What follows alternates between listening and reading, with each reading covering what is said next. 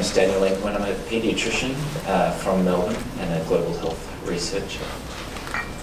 I'd like to start by acknowledging the traditional owners of this land and really grateful for that really genuine and warm welcome. Thank you. I'd also like to acknowledge and thank Jared and Simon for the invitation to speak and for their leadership of trying to bring this issue to light and see if we can put our heads together and do something a bit more about it. I'm totally thrilled to be back in New Zealand. I haven't been here for more than 15 years and have great respect and admiration for your country. And also really want to acknowledge the incredible work that's come out of here, particularly in child health and the areas that I mainly work in around rheumatic fever, rheumatic heart disease. And take this moment to acknowledge particularly the contribution of Professor Daniel Engelman, who continues to inspire so many of us with her efforts to reduce inequity and improve child health. Just so I get a feel of the room, how many people here would call themselves clinicians? Okay, researchers? Public health people? Okay. Other? Yes. I'm a bit from all of those camps too. So no, thank you. That's helpful to understand. So, so I work across the Melbourne Children's Campus, which includes the hospital, the University Department of Paediatrics, and the Children's Research Institute. I've also been quite involved over the last 7 years since the formation of the International Alliance for the Control of Scabies, and I'll talk to you a bit more about that today. So this is our campus. It's really beautiful, and Simon and Jared came to visit us. Even bought them coffee up from memory. Please come and visit us. But it's a very temperate climate, wealthy. You've got a beautiful new hospital, set in a lovely park. I don't see much scabies there. I do manage a relatively small cohort of young people with rheumatic fever, rheumatic heart disease. But most of our work is really outward looking from there to the region and internationally.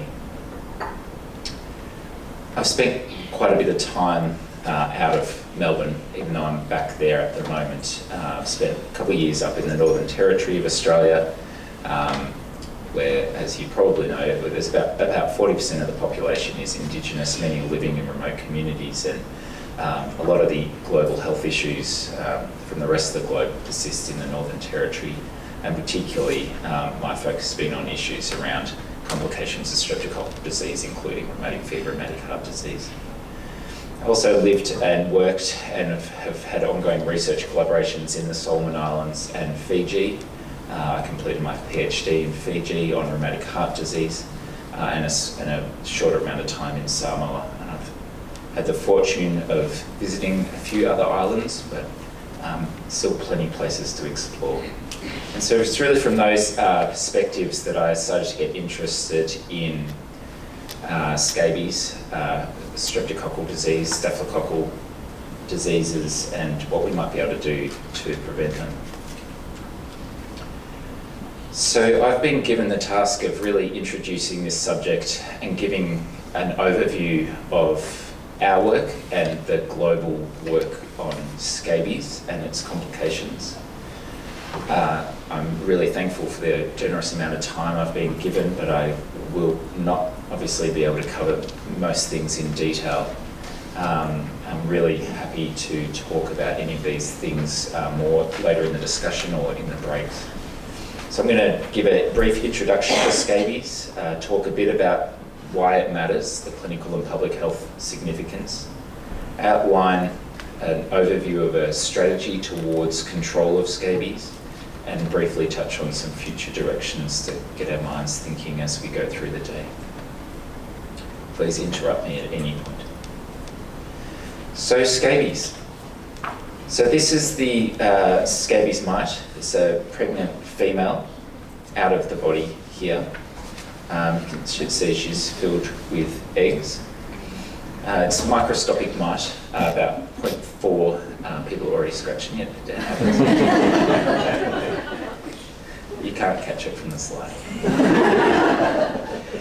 It's about 0.4 millimetres, so you can't see the mite with your eyes without magnification, a tiny mite.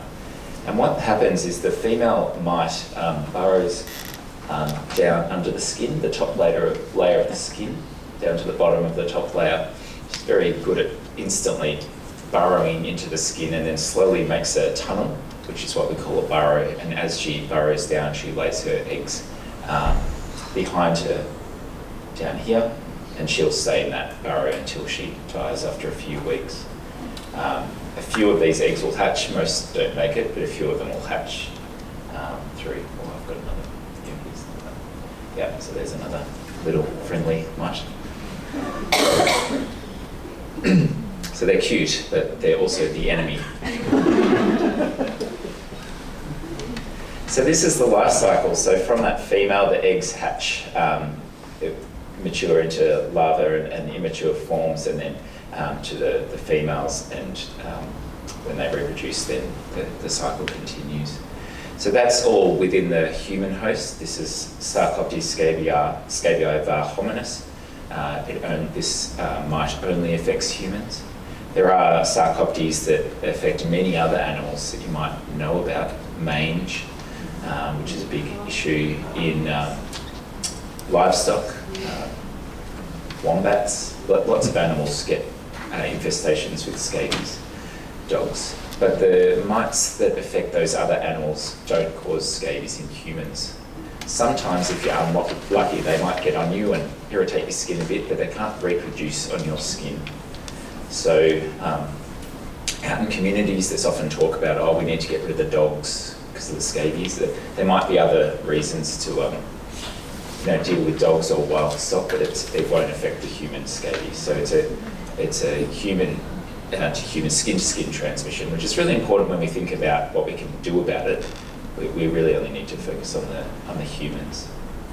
So it affects all ages, but infants and children are the most affected. Scabies is in every country, including New Zealand, but it's certainly highest prevalence in resource-limited and tropical climates, and really anywhere where crowding and increased skin-to-skin contact takes place. So that might be in refugee camps or in institutions or boarding schools where there's crowding, or crowded households that we certainly have up in Northern Australia, and as I understand are also a feature of households where rheumatic fever exists here in New Zealand. So for some of you this will be very common, but for some you might not have thought about the public health significance of scabies. So the way that we've been conceptualising it is you've got the initial infestation and the effects of that, which then very commonly promotes bacterial skin infection due to Strep pyogenes and Staph aureus. And these bacteria then can cause serious and severe complications. So the bacteria are promoted through a number of ways. There's the direct scratching and break in the skin barrier, which allows the bacteria on the skin to get in.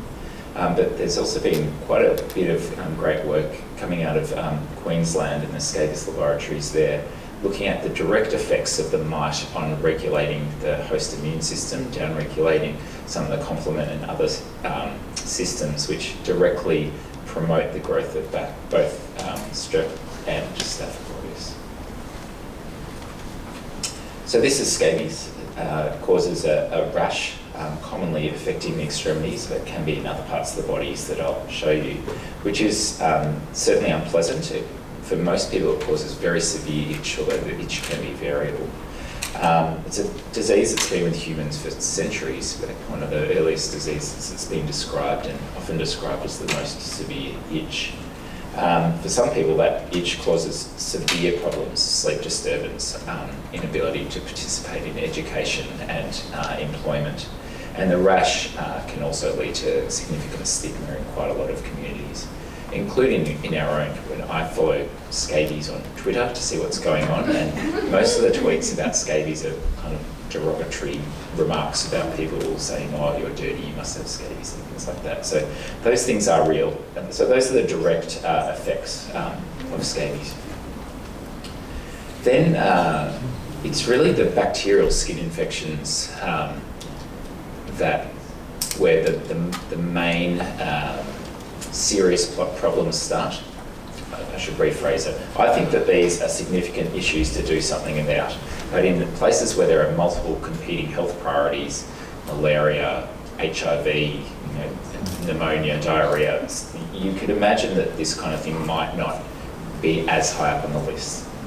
But I'd like to contend to you, or make the argument, that it's through the bacterial complications that scabies really does elevate up in terms of the morbidity and mortality at a regional, global level.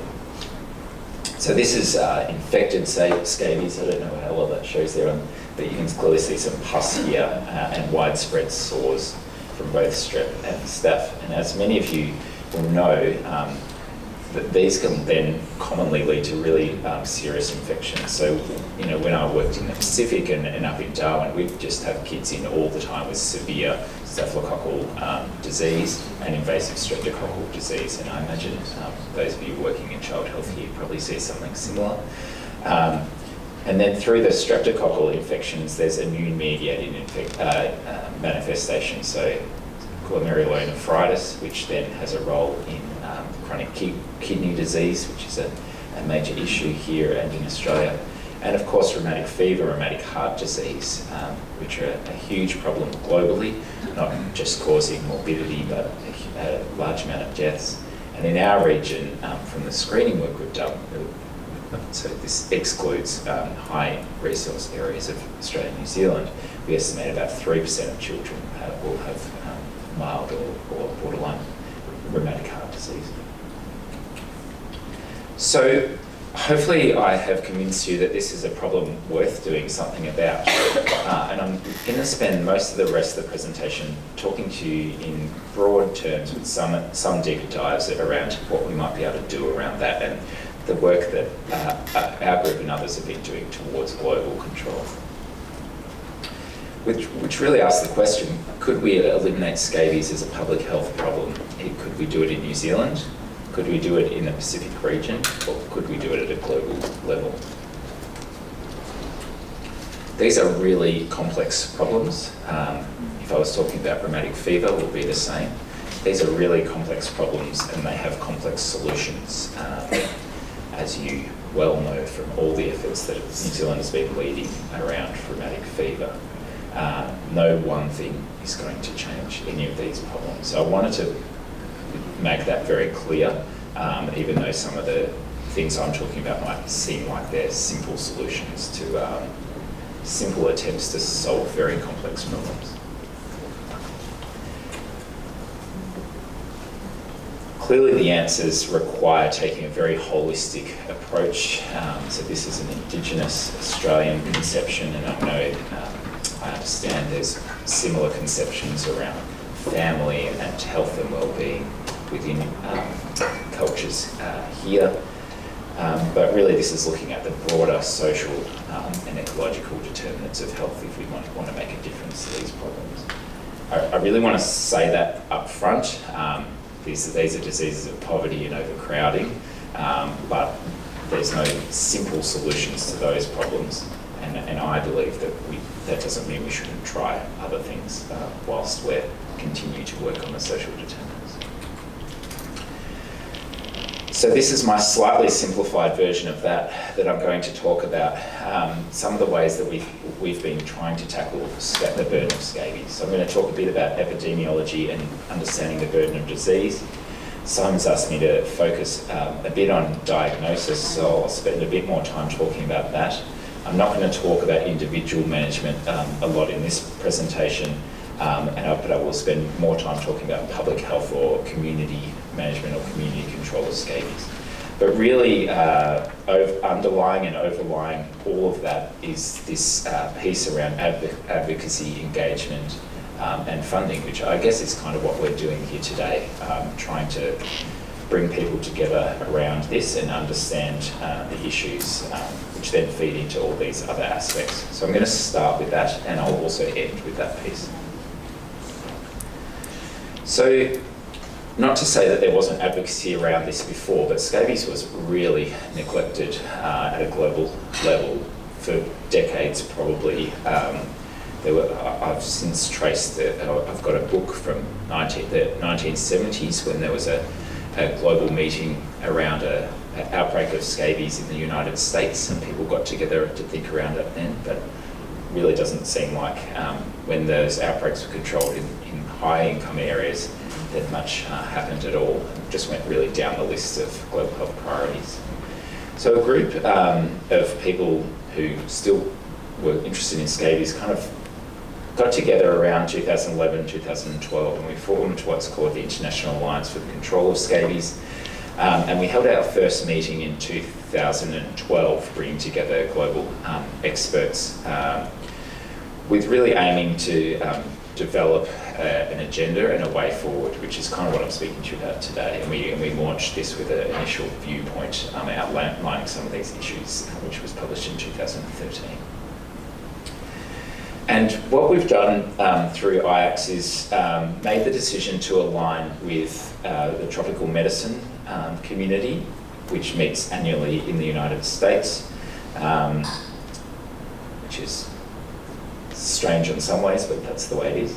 And with the neglected tropical diseases movement and this meeting, which has been taking on increasing importance year by year, which is the Coalition of Operational Research on Neglected Tropical Diseases.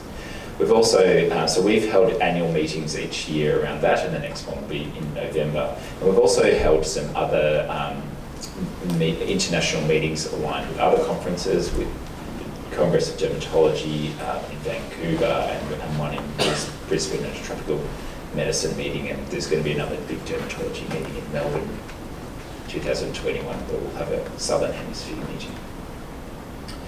But what was really helpful was really aligning scabies to this movement which had been growing since the mid-2000s around neglected tropical diseases.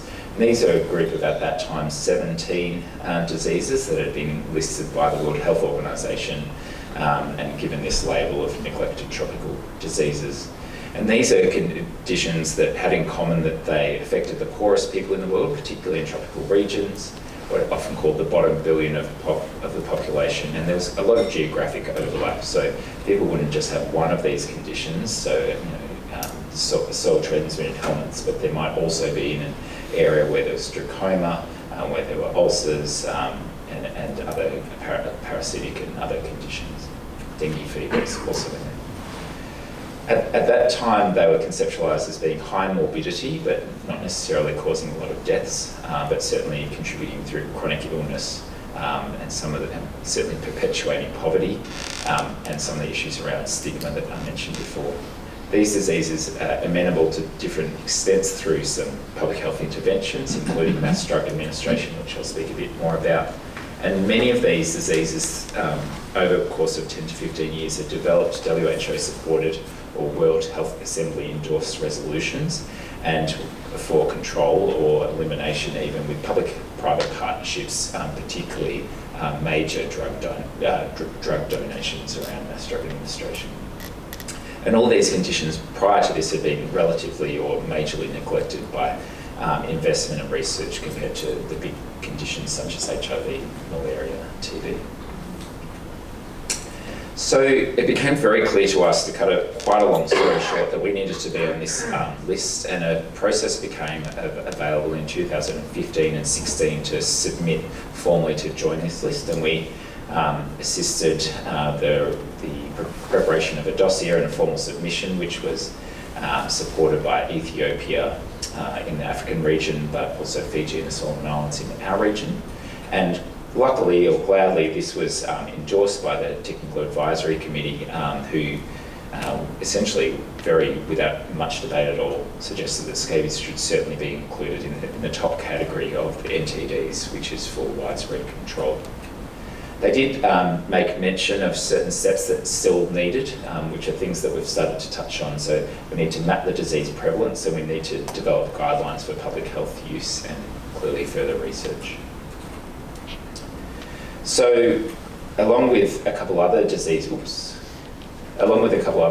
scabies has now joined this list of neglected tropical diseases, which has really been helpful in catalysing and advancing our work and efforts around control. Around the same time, there was this community or push of people coming together and recognising that many of these diseases particularly affect the skin, and that the skin being visible is a major cause of morbidity and stigma. And this term of skin NTDs was formed, and our group, amongst others, started working on combining approaches to control these neglected tropical diseases of the skin. Last year, scabies was for the first time included in the Western Pacific region, which is our region of WHO around neglected tropical disease meetings, and I was fortunate to present at a couple meetings. This one was in Nadi in Fiji, and we also prepared a situational analysis for WHO about scabies in this region, which I'll come back to later. Just briefly then, for the first time, scabies was, because it was on this list, talked about through WHO working groups around neglected tropical diseases, which then made further recommendations, that there was no global strategy and that further guidance was recommended. And these kind of documents then help to push the agenda forward and say, WHO said we need to develop guidance. So all these steps have been really helpful in the advocacy side.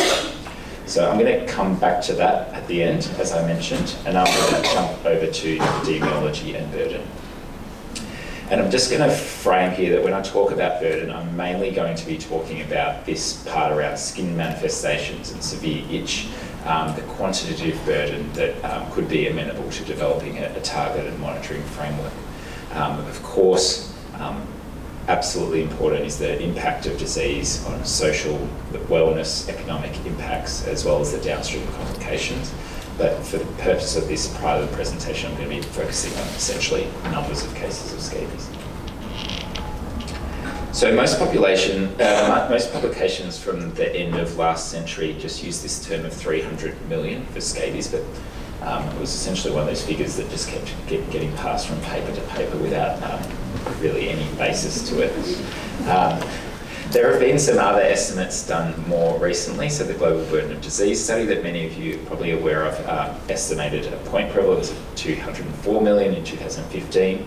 And then for reasons really unknown, changed that point prevalence over the course of 12 months, but also gave an estimate of annual incidence. These figures are probably in the ballpark, but the short answer is we just don't really know. There's been a systematic review done by Lucia Romani and others within our group of prevalence of scabies. The conclusions are that, as you can see, most of this map is completely white, where there are no data at all. Most of these surveys were ad hoc, probably not representative. Some of the sample sizes were as small as 56. The sample sizes that were larger were all done for other diseases, yaws or leprosy. None of these, very few of these studies were actually done for scabies. But what you can see is in our region is where the highest prevalence is really. We updated this review a little bit when we published a paper in the Lancet at the start of this year. And you can see here that there's no data here for New Zealand at all. And although we've coloured in some of these countries completely, there's clearly major variation between countries. So these are a group of 4 studies just from the Northern Territory of Australia showing major variation in prevalence. And if you came down to Melbourne, it would be way less than 1%. So what about our region? I mentioned we'd done this review for WHO. And what we did first of all was to look at the availability and quality of data. And we classified this as high, intermediate, low, or only data from GBD, which is essentially modelled data. If you know much about GBD, they take existing data, mainly North American data, and put it into a black box and come up with data for Kiribati and Tonga and things like that. So we were quite generous in what we called high availability of data, which you'll come to see when I'll show you what we included from New Zealand, but it was essentially anything peer-reviewed with prevalence. You can see that most countries have no data or only GBD model data. So this is what we included from New Zealand, and I'd be really interested if some of you know of other publications, and I'm also really interested to hear of some unpublished work that I know we're going to hear about later. So there's one paper that talks about prevalence, and it dates back to the 1930s. There's a paper that looks at people presenting to sexually transmitted infection clinics, and a report of crusted scabies in Christchurch. And I apologise if I've left things off, but those were the things that we found in our systematic review. There's only one country in the world that's done a national survey of scabies. So it just gives you an idea of how poor our understanding of the burden of disease is. That was done in Fiji in 2007, and it showed a prevalence of scabies of over 20%, and in Otago of around 20%. That's all ages, so in children was about double that. And I mention this because it was really catalytic for Fiji to define their burden of disease, understand it, and then they could prioritise how much of a problem this was and how much attention they wanted to deal with it. Fiji decided to do a lot about scabies, as I'll mention, but I bring this up because I think really here, this is the next step to really understand what the burden actually is, which will help to prioritise how much of a problem is and what needs to be done about it. So as I showed, in our region, we've got among the highest prevalence in the world, with many of the small island nations having very, very high prevalence of over 25%. So that's kind of 30-40% of children in schools having scabies. So that's what's out there in the islands. And so how many people work or have worked or lived in Pacific Islands in this region? We pretty much do, because we work in South. Okay, yeah. I'm being careful not to be presumptuous about what's happening here, but I'm very interested in your experiences there. I'll just skim over this to say GBD kind of models these estimates, which shows a low burden in places like New Zealand and Australia, and a high burden in low-income settings. So what do we know about the burden of scabies? We know that the prevalence varies from just sporadic cases through to extremely high burden. And we know there's a high to very high burden in several Asian and Pacific populations. But there's huge gaps remaining. There's only one national survey, so most countries have no data, also including New Zealand there. That those surveys that have been done are variable and are really unlikely to be representative. Varying methods being used, and there's variation within countries and over time that we don't understand. So it's a bit bleak about what we know, and you can see that in terms of developing a strategy, we need to fill in this piece. And so this was the recommendation, as I mentioned, around mapping the disease prevalence from WHO. So how do we start to fill in these gaps? So one quick thought would be, can we just use routinely collected data? And this is an open question around New Zealand, because I don't claim to understand your health information systems at all. But when we looked at some lower middle income countries, we found that the routinely collected data really grossly underrepresented the burden of scabies to an extent that it's essentially not reasonable, not possible to be used. And this has implications for our region more generally and other regions, but this is something we should think about for your context. We also thought about what we can learn from some of the other neglected tropical disease. So many of these diseases that are kind of 10, 15 years further along than scabies have now undertaken large scale mapping, and they've used a lot of different methods, which I won't really go into in detail, except to say that we've kind of looked through the methods that have been used for all these. So these are the 5 main disease groupings that use mass drug administration as their major public health approach. We've looked at those and the way that those different programs have defined the burden of disease. So this kind of really comes down to diagnosis and case definitions. And as I said, Simon's asked me to spend a little bit of time focusing in on here, so I'm going to go a little bit deeper in here. And I just want you to think about different contexts in which we might diagnose scabies. So if we were trying to do a prevalence survey here in South Auckland, or if we went over to Kiribati, if we were trying to just do a rapid mapping to decide whether to implement mass drug administration in rural Uganda, if we were doing a trial of a new medication, what if there were clinical care at Starship in emergency department or on the wards, or clinical care in a remote Indigenous community in the Northern Territory? Would that be the same, or would we different? Would we want a different diagnostic approach? And what if there was a suspected outbreak in a nursing home in Christchurch? Would it be the same or would it be different? My feeling is that it's probably different, and the accuracy that you want around diagnosis is always a trade-off between sensitivity and specificity. And there's other factors involved. What equipment do you have, and how experienced are you with using it? And then practical things, time and money, of course. And really important to think about, particularly when you're going out into communities, but also within the health system, about whether these methods are going to be socially acceptable and acceptable to the clinicians. So they're the kind of frames of things that when we're thinking about diagnostic approaches. So yeah, we're going to dive down a little bit deeper into the work we've been doing around diagnosis, or the thinking we've been doing. So the ways that you can diagnose scabies is microscopy. You take a scraping of skin and look at it under a standard microscope. Magnification, so looking at the skin without taking a scraping and magnifying it. Clinical, which is the mainstay that most clinicians would use, and certainly what I use. And then there's some other tests in development that being proposed, and we're going to hear some exciting new research around those later, but none of those are available or are really applicable for use at the moment, certainly not clinical. So there's been a couple of systematic reviews done of diagnostic methods for scabies. This one concluded that there's a lack of accurate and easily applicable methods for diagnosing scabies. We did another review of looking at the diagnosis that was used in therapeutic trials, hoping that those would be the more robust approaches to diagnosis, but what we found is that the methods in at least half the papers were completely unstated, just as patients with scabies were, or really poorly defined. And of those that did describe the diagnostic process, there was highly variable, and there was no predominant approach. There was no approach that said, oh, well, most people are doing it like this.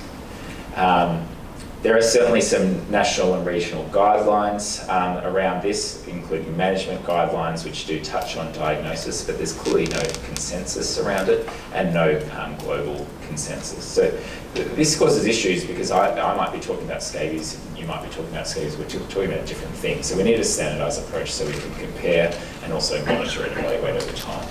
So because of this lack of standardisation, we undertook a Delphi study, which is a formal consensus study with 34 global experts in the diagnosis of scabies from all across the world. And I won't go into the details, but it was a 4-round Delphi study. And just to show you that by the last round with the final criteria, we'd have a very high level of agreement and support for all the criteria that are there. This is now being published, and I can share more information about it. So the structure of the new 2018-19 IACS criteria, there's 3 diagnostic levels, and people start to feel a bit defensive here because a lot of people tell me, oh, that's rubbish, we don't use microscopes in the field and things like that. But that's not the idea. The idea is to say there's 3 different levels that can be used in different settings. So if you really want to confirm the diagnosis, you can use microscopy or directly visualise, see a mite essentially. If you see a mite, that's scabies. If you see highly specific clinical signs or suggestive signs and history features, we call that clinical scabies. And if there's less specific signs, or essentially you're less sure, there's a category called suspected scabies. And as I was saying before, this will be a trade-off between specificity and sensitivity, and that's normal, but we just need to understand and acknowledge that. So going through that in a little bit more detail. So level A, you've got confirmed scabies, and this is really like if you had this kind of child come in, so there's a hand. I don't know if that's scabies clinically, could be something else, I don't know. So it would be quite helpful if I could confirm that for sure. So as I said, we can do microscopy, and I'm not going to go into this in detail except to say we're preparing and about to submit a very detailed compendium to these criteria, which goes through all the details of how to do microscopy, how to do dermoscopy for scabies, and how to recognise the clinical signs and all the rest of it. So that's there and it will be available soon. So clearly, if you see the scabies mite, or the eggs, or you're sure you're seeing the fecal pellets, the scabala, then you can be sure and confirm that this person has scabies. You can also visualise this on the skin, so using high magnification. There are these video dermatoscopes, or these cheaper video microscopes, or these new devices called reflectance confocal microscopes, which are highly specialised piece of equipment at the moment, but probably will become more available over time. Or you can use a low magnification dermatoscope. So most GPs and all dermatologists now would use dermoscopy for looking at pigmented skin lesions, moles, and suspected melanomas and the rest. And this can also be quite helpful for looking at scabies. So this is what you can see on the high power. So you can see, this is a burrow with a mite at the end of the burrow. You can see it's pretty nice imaging there. And if you get up to the really high 1000 magnification, you can see the mite there really nicely. So you don't have to scrape skin off a child. You can confirm, and obviously with training and understanding what you're doing, that this person has scabies. These are the images you get with the RCM microscopes. There's one of these up in Darwin that we're utilising for some of our new therapeutic work. And again, you can see these beautiful photos of the mite and the fecal pellets within the burrow. It's obviously really expensive, not something you're going to be doing in the clinic, and certainly not in the field. There are these cheaper microscopes you can buy on eBay. Get decent magnification up to 150. So this is the kind of $10,000 video microscope, video dermatoscope, and this is the kind of $100 video microscope. You can see those who use both tell me that it's not quite as clear, but it's certainly adequate. And this is dermoscopy, and this can kind of help you to see on that same patient see those little triangles there, those brown triangles. That's the mouthpiece and front legs of the mite, those brown pieces, and it projects okay up there. So with experience, this can be a really helpful way to look at scabies. And there's a range of new devices coming on board, as you can imagine, things that clip onto your iPhones and the rest of it, which can allow magnification of the skin, as well as recording photos and things like that. So I think this stuff will become more available and useful over time, and might be something that's helpful for clinical practice and survey. So then there's the clinical and suspected scabies. So these all rely on clinical signs and symptoms. And scabies can be really easy to diagnose, but it can also be really hard to diagnose, because the classical cases of, you could teach someone to recognise it very simply, or communities know what it is already, but it can also present in many, many different ways. So it is a challenging condition to diagnose. The history features that we include itch and positive contact history, which won't surprise clinicians in the room, but we do acknowledge that reliably assessing these in the field can be challenging. I've got some initial data around those. Then we include the highly specific signs, so burrows, which if you see a burrow, a definite burrow, then that's scabies, it won't be anything else. But these are really rarely seen. I almost never see burrows in my clinical practice and in the Pacific. And male genital lesions were also considered highly specific for scabies. Then there's what we call typical lesions, so small papules that are normally in groups or clusters and can be excoriated.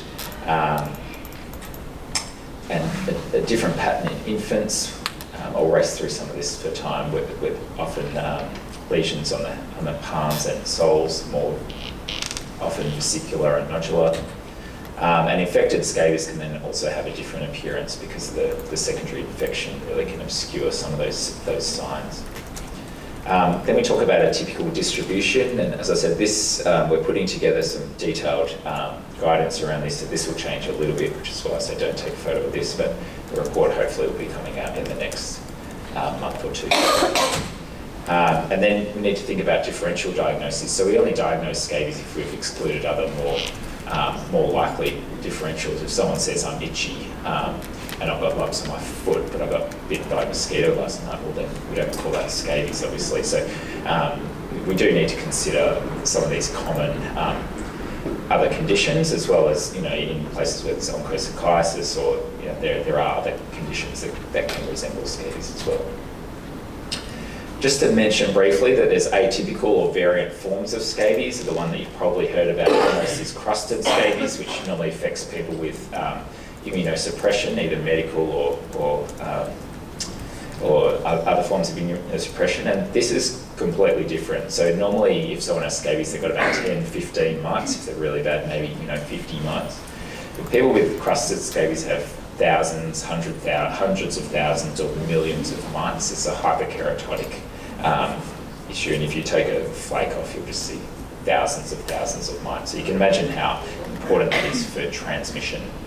So that's a variant form. You can also get bullous or blistering scabies, and scabies can present differently in some particular groups, which can make the diagnosis even more challenging. The criteria don't aim to diagnose these. These are more specialised diagnoses. So there's a lot of ongoing work around this that I've said, so we'll have a detailed publication coming out shortly. We're also developing an online media library of all good images of scabies, videos on how to do scrapings and the rest of it. So that'll be coming out on the IACS website, hopefully in the next few weeks. If you've got images or videos and you're happy to share them with people to use for training purposes, please be in touch with me and I can give you more information. We're developing a standardised training package around this, which we've used in a few settings now, and then we're undertaking validation studies, and of course we're continuing to refine these over time. I won't touch on this, but yeah, we're refining the training that we've been doing around many aspects of the criteria and how we teach them, particularly to, for example, nurses rather than doctors. And just to say, there's a heap of studies that we've been doing now. So we've done 3 studies. No, we've done... these studies here use the new criteria. These all of these studies have used the new criteria, and a few studies planned for the next year or so. And the first publication where we looked at these criteria in the Solomon Islands it's just been published last week. And this was in a school where 50% of the kids had scabies. So I'm hopeful that by using these new strategies, appropriate diagnosis for different settings, we can start to fill in the blanks and the whites on this map. And this shows, example of the way they map trachoma. It's not at a national level, but it's, at a sub-district level, looking at the prevalence of active trachoma by their case definitions, and this is how they plan their control strategy. So we've got a long way to go, but this gives an idea of where we can get to once we've got the appropriate and standardised diagnostic tools. I said I'm only going to touch briefly on individual management. Now I'm aware of the time, so I'm just going to say that this is clearly important. It required to improve individual management. We need community awareness. We need to think about and understand health-seeking behaviours. Clinicians need to be aware of the diagnosis, adequate training around that. We need topical treatments to be available, and I'll just say here that permethrin 5% is the most efficacious treatment, but also expensive and not available in most countries. And we're working to get these kind of things done within the WHO's new focus or re-energisation of universal healthcare. The most important thing is to treat all household contacts. You can imagine that if you don't treat everyone, the child's just going to get it again when auntie carries them in a couple of weeks' time. Consider oral ivermectin, and maybe that's a conversation we can have later. Oral ivermectin is very effective for scabies and much easier for treating contacts.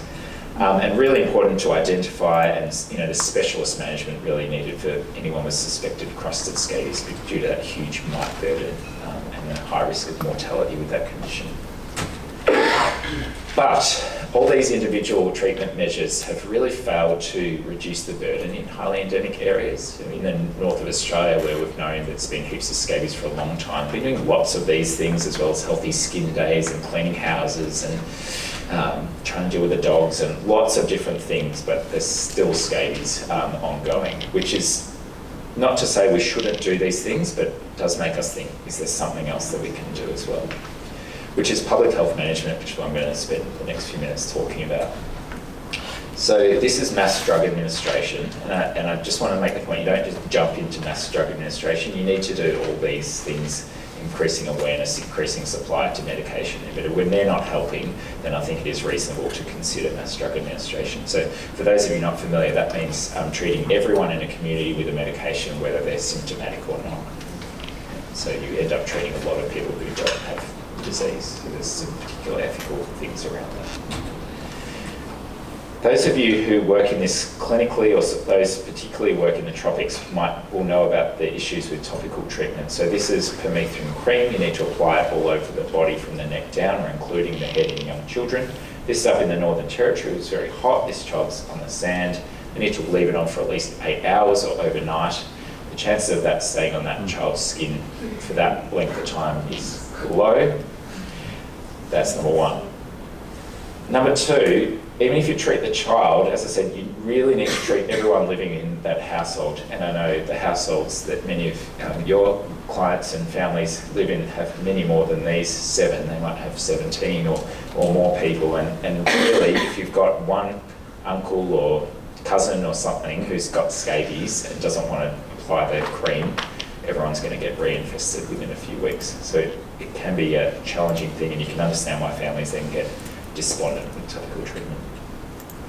So this is what we know. This was studied in the Northern Territory. So 80% of those index cases, those who had scabies, applied the cream. This was as part of a community treatment program. This wasn't, this was all with all the awareness, but only a third of the household contacts applied the cream. And I imagine this would be similar in other places. So ivermectin, it's probably marketed as Stromectol here, but it's donated freely as Mectizan in Africa. It's really effective for scabies. I won't say more than that, but it's probably almost or as effective as permethrin, with the advantage that it's a small oral tablet, which is much easier to get people to take and tolerate, and you can directly observe it. So billions, literally billions of doses of ivermectin have been given for other neglected tropical diseases as part of mass drug administration, and these have been amongst the most successful public health programs of all time. So it's very safe, and we're very familiar with using it for mass treatment. So mass treatment for scabies is not new. There's some pioneering work done on some islands off the Republic of Panama that showed with permethrin that they were able to reduce the burden of scabies and impetigo dramatically over a period. I don't think these programs would be I don't think in our current cultural way of working these would be as successful. This would be very kind of military operations to line everyone up and enforced acceptability maybe. I don't know, I wasn't there, but it's clearly incredible results.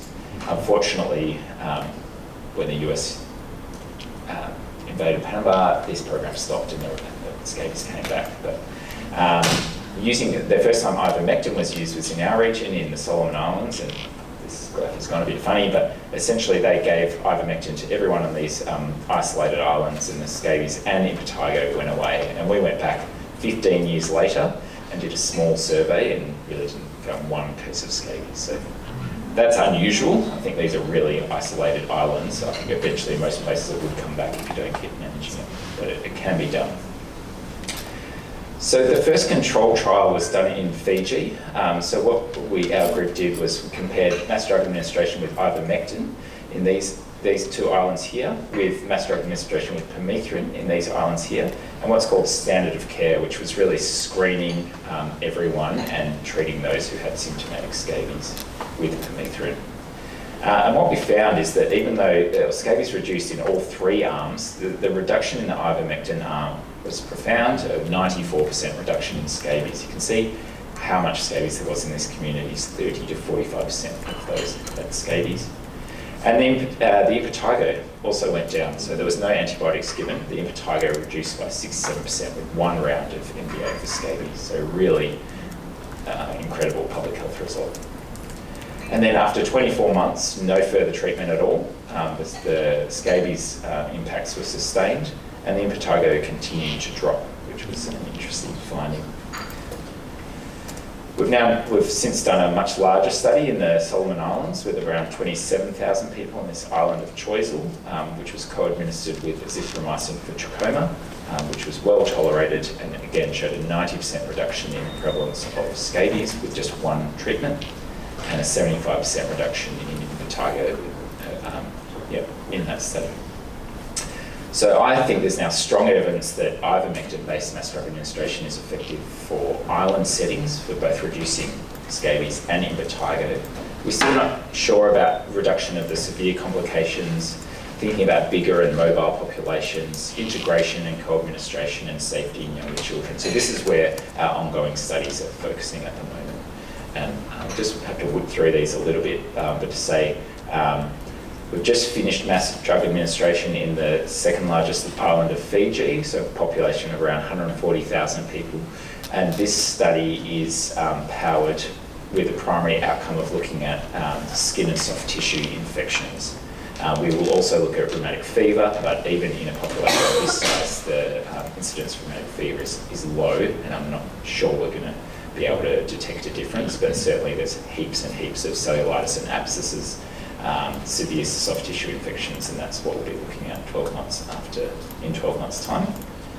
And in the Solomon Islands, we're doing a study where we're comparing one dose of ivermectin, which I didn't really talk about, but normally you need to give 2 doses of ivermectin because the ivermectin doesn't kill the eggs, which is fine for clinical work, but a real pain for public health programs.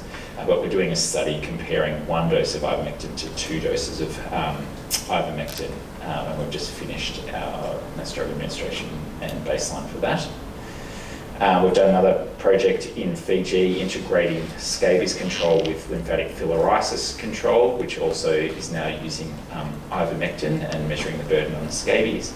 We're doing some work up in the Northern Territory looking at giving ivermectin to young children. Most of you may know that ivermectin's not usually given to children under 15 kilograms, only because there's no safety data that's being done by the drug companies, not because there's real concerns about that. And there's emerging data from our group and others that it probably is safe down to infancy. So I'm going to finish by coming back to this advocacy and funding piece. I think I took you up to 2018 last time. I'm going to finish by telling you a couple of things that have happened this year, because it's been a big year.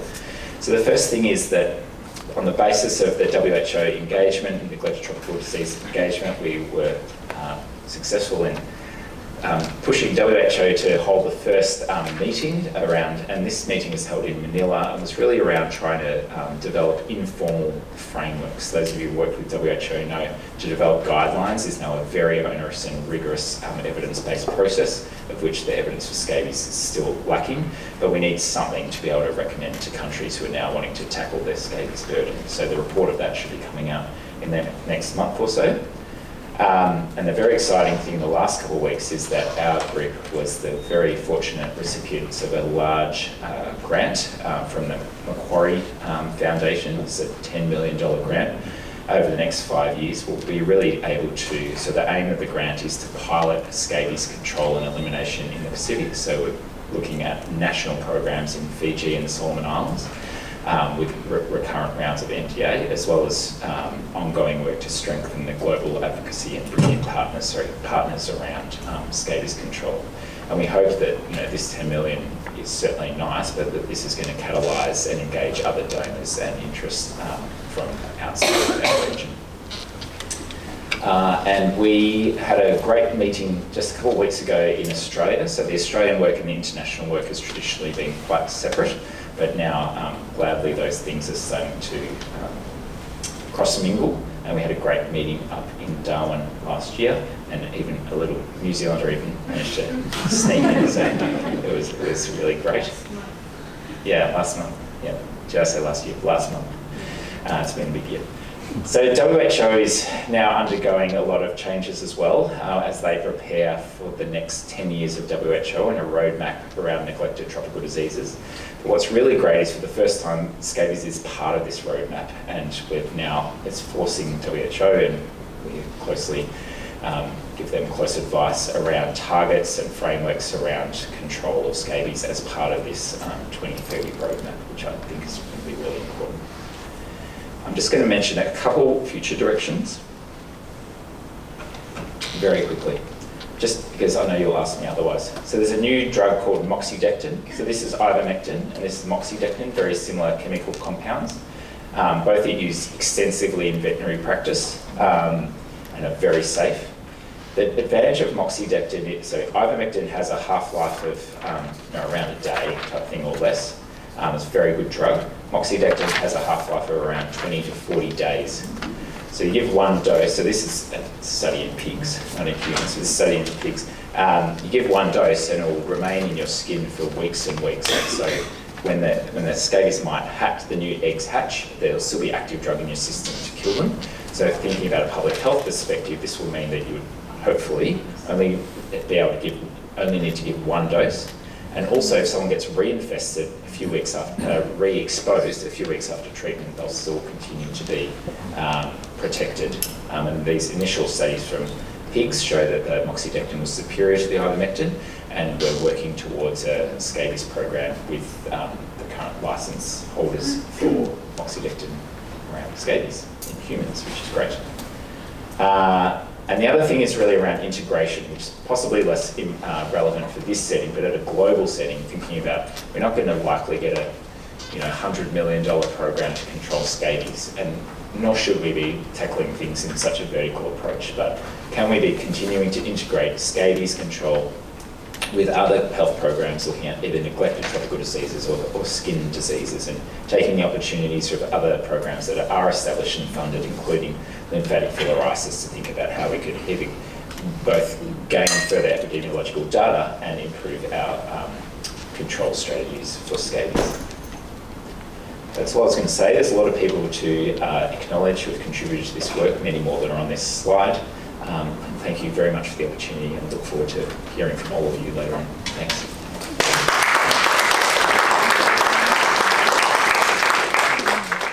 Thank you, Daniel. Before you sit down, could we take a few questions if there's any burning questions out there?